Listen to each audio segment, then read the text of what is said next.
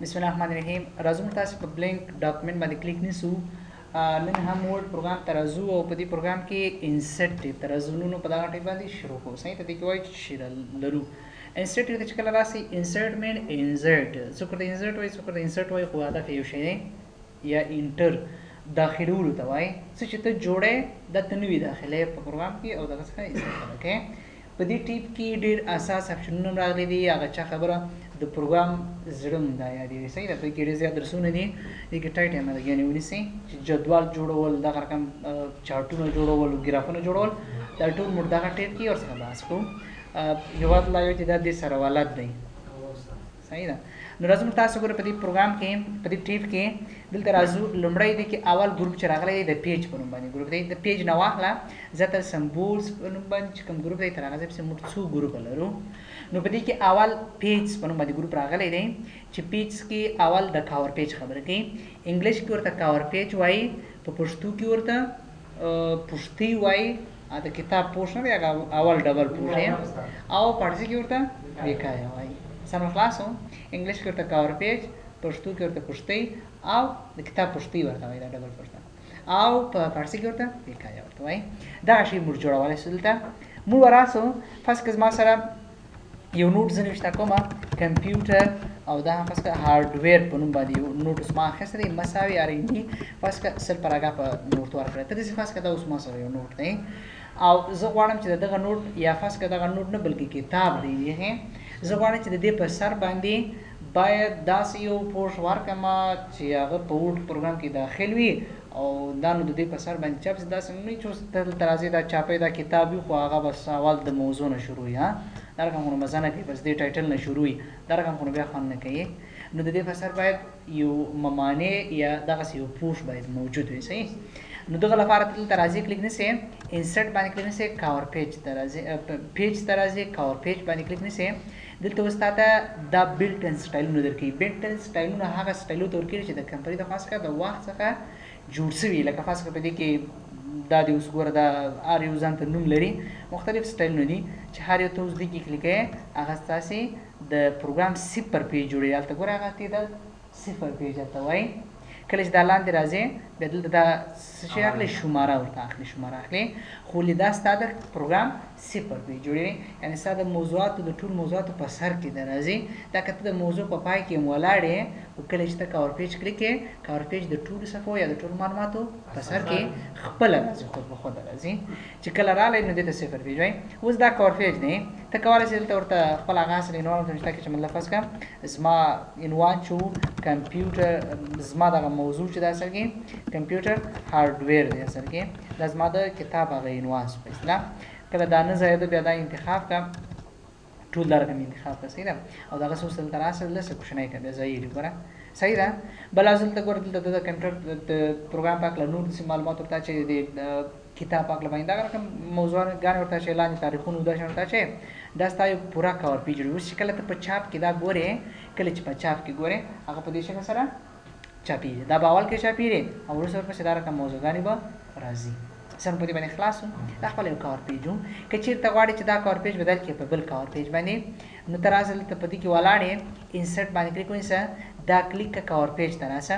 ته ورته وایي چې زه هغه کاور پیج په دا رقم کاور پیج باندې اړومه. نو هغه کاور پیج د دې اوس یو بل کاور پیج ته اړوي. چې وایي اړوئ دا هم یو کاور پیج دی. کولی شې دلته ګوره په دې ځای کې ورته هغه سر کې ورته کال ورته ورکړې، کلونه ورته ورکړې، کال. او کولی شې د دغه عکس په ځای باندې دا چې کوم عکس په دې کې اوس موجود دی، د دې عکس په ځای باندې بل عکس راولې. په دې باندې کلیک ونیسه، فارمټ باندې کلیک ونیسه او فارمټ کې ورته چینج پکچر ورته واخله. دا دی چینج پکچر. چینج پکچر چې ورته واخیستی، ورته دغه کتاب دغه ځوان جوړ کړی دی، دې ځکه ورته دا رقم یو عکس ورکوي. صحیح ده. نو په دا شکل سره موږ کولی شو دلته هغه د لیکوال عکس ورته کلکلا خان جوړ کړی. صحیح ده. او دغه شکل سره تاسو کولی شئ هر یو دې ته، یا فرض که تاسو عموم کې دا فرض که د یو خپل هغه کمپنۍ یا کوم شرکت یا کوم تاسې انسټیټیوټ یا کوم ځای کولی شئ مستقیما د هغه عکس ورته ورکړئ. لکه اوس دلته راځي موږ داسې دا اخره کې راځو کلیک نیسو، داسې ورته یې دغه مطلب دې کسانو جوړ کړی.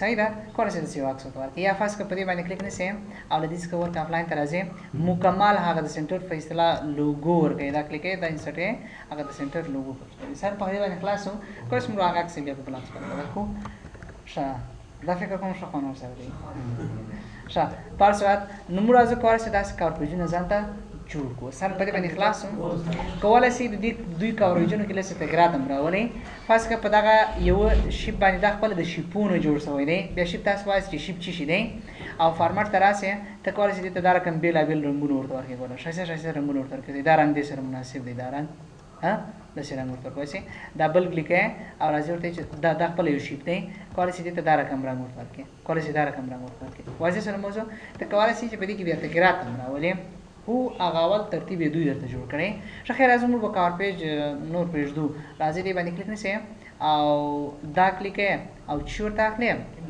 که داسې ورته کلیک کوئ که داسې ورته کلیک کوئ نو تاسو په کور پیج کې تغیرات راوستي د کورکورا خان عکس ورکړی دی عنوان دې ورته نشته کړی دی هغه رقم رنګونه دې پشکې کار کړي که داسې کلیک کوئ دا به په دغه لیست کې څه کوي ځان ثبتوي یو هغه د کمپنۍ سټایل پروت دی یو به دی هم ځان ته ځای نیسي او که د ریموو ورته کلیک کوي نو دی د نوټ چې کوي ختم دی کوي په کور پیج ما پیج نه غواړم نو پرېږدم ښه بل از موږ تاسې دا رقم معلومات لرو مثلا اری انډي شیفټ کوشره کوسبان دا رقم معلومات لرو فرض کړئ نیمه صفحه معلومات دي که چېرته د دغه نیمې صفحې په مابینځ کې د دغه نیمې صفحې معلوماتو په مابینځ کې دا رقم کرسر ودرئ په مابینځ کې کرسر ودرئ او بیا دلته راځي دې څه ورته راسئ دلته ګوره دوه موضوعګانې دي یو بلینک پیج دی بل پیج بریک دی که چېرته غواړئ چې دغو په مابینځ کې مکمله خالي صفحه اوس دی درکړي نو راسه په بلینک پیج باندې کلیک ونیسه دې تا ګوره په مابینځ کې مکمله خالي صفحه درکوي نیم معلومات دلته پاتې شوله او دغه په مابینځ کې مکمله ګوره دا رقم خالي صفحه درکړې ده